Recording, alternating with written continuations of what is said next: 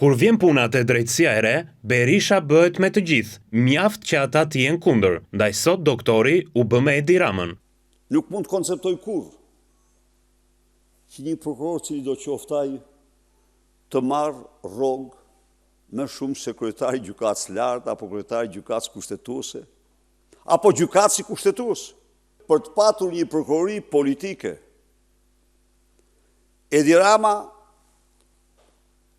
shpalli më të paguarin, jo të Shqipërisë, më të paguarin zyrtar të drejtësisë në të gjithë vendet e Ballkanit, Artur Troplinin apo Pojen Eskapit,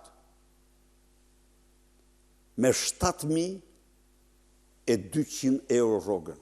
Për Berishën, faji është i Edi Ramës, pasi ai nuk është shef i mirë i Dumanit. Sipas tij, kur Dumani kishte tjetër shef, punonte më shumë, megjithse paguajmë më pak. Merr pak aktivitetin e task force-s kundër korrupsionit në vitin 2007-2008, 2 vite, dhe krahasoje me 2 vitet e Dumanit.